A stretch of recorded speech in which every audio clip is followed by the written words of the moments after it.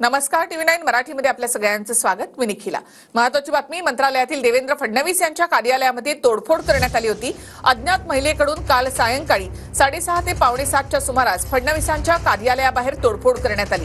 फडणवीसांच्या नावाची पाटी त्या महिलेनं फेकून दिली आणि त्यानंतर या अज्ञात महिलेनं तिथून पोबारा केला.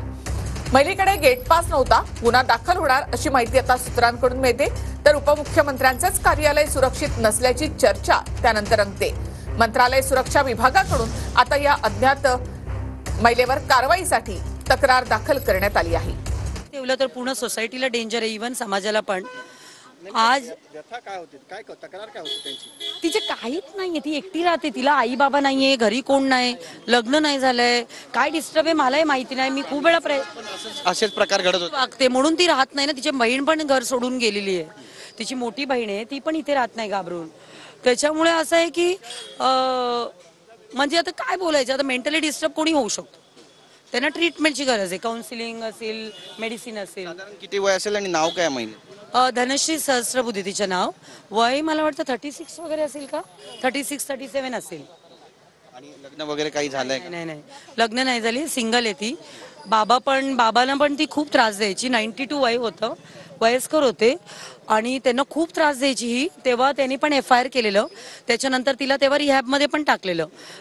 मला वाटतं दीड वर्ष आधी, 1.5-2 वर्ष आधी. शिक्षित आहे असे पण सांगतात शेजारी. ते उच्च शिक्षित आहेत ना, एज्युकेटेड आहे ती. पण आता काय, ह्याला काही गोष्टीला रिझन नसतं ना.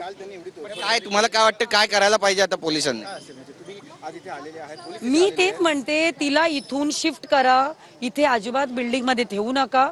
तिला प्रॉपर ट्रीटमेंट द्या, हॉस्पिटल की जेल जे काय असेल ऍडमिट करा. इथे आम्हाला ती नकोय का, म्हणजे आमच्या ऑफिसला 3 वेळा आली आहे ती. फर्स्ट टाइम तेव्हा आली, त्याच्यानंतर आम्ही पोलीस आम्हाला सिक्युरिटी पण दिलेलं होतं कार्यालयात. त्याच्यानंतर आम्ही म्हटलं सिक्युरिटी नको, आमच्या कार्यालयात कोण ना कोणतरी असतं. त्याच्यामुळे आम्ही म्हटलं ठीक आहे. बांबू घेऊन फिरायची. पण काही रोष आहे का, म्हणजे आमच्यावर नाहीये, भाजप असं नाहीये. आता सलमान खान बरोबर तिला लग्न करायचे, सारखं तिचं असतं आले की मला सलमान खान कडे घेऊन जा वगैरे. आता मी काय बोलू या गोष्टीला. हा, हे विषय महत्वाचा.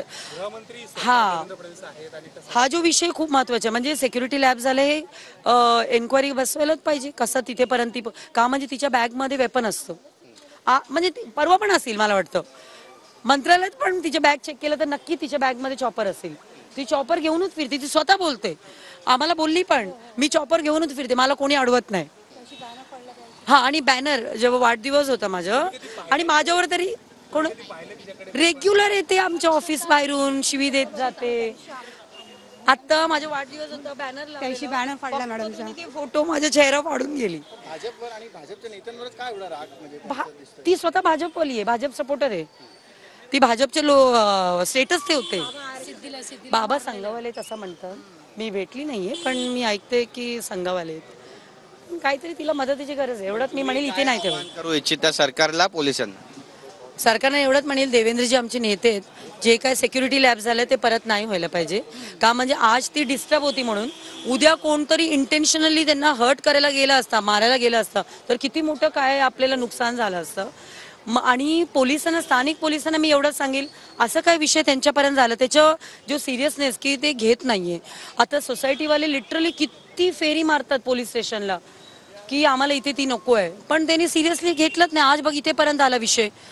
तर आम्ही एवढंच म्हणते, सिक्युरिटी बद्दल तक्रार आली आहे बघा, आमच्या तरी FIR आहे, आमचे एक NC पण आहे, ह्यांच्या पण मला वाटतं 3 FIR आहेत.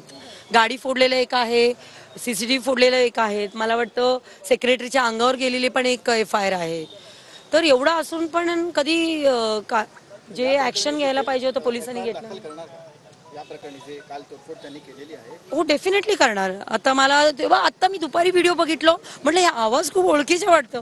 लगेच मला हा बोलला, धनश्री येत आहे, बघा धनश्री आहे. मी म्हंटल बापरे, मी म्हटलं इथेपर्यंत गेली म्हणजे खूप खूप भीतीदायक गोष्टी आहे. म्हणजे मला वाटतं ह्याला सिरियसली पोलिसांनी घ्यायला पाहिजे. का, म्हणजे सोसायटीमध्ये लहान मुलं खेळत असतात, वयस्कर लोक असतात, लिफ्टमध्ये एकटे असताना कोणी ती येऊन काही करू शकते का. म्हणजे बॅगमध्ये तिची एवढी मोठी चॉपर आहे, म्हणजे असं लास्ट टाइमचं काय होतं आपल्याकडे, चॉपरच होतं.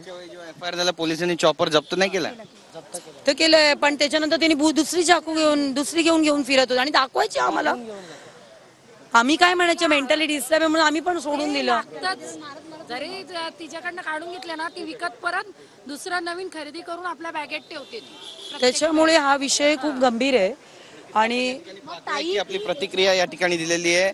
अक्षता तेंडुलकर आहेत, भाजपच्या पदाधिकारी आहेत दादरच्या, आणि त्यांनी म्हटलेलं आहे की जी महिला आहे तिच्यावर कुठेतरी उपचाराची गरज आहे, मानसिक रुग्ण आहे आणि समाजाला, शेजाऱ्यांना, आसपासच्या लोकांना तिच्यापासून धोका आहे. त्यामुळे पोलिसांनी आणि सरकारने योग्य कारवाई करणं गरजेचं आहे. नेमकं काय होईल पाहणं महत्त्वाचं ठरेल.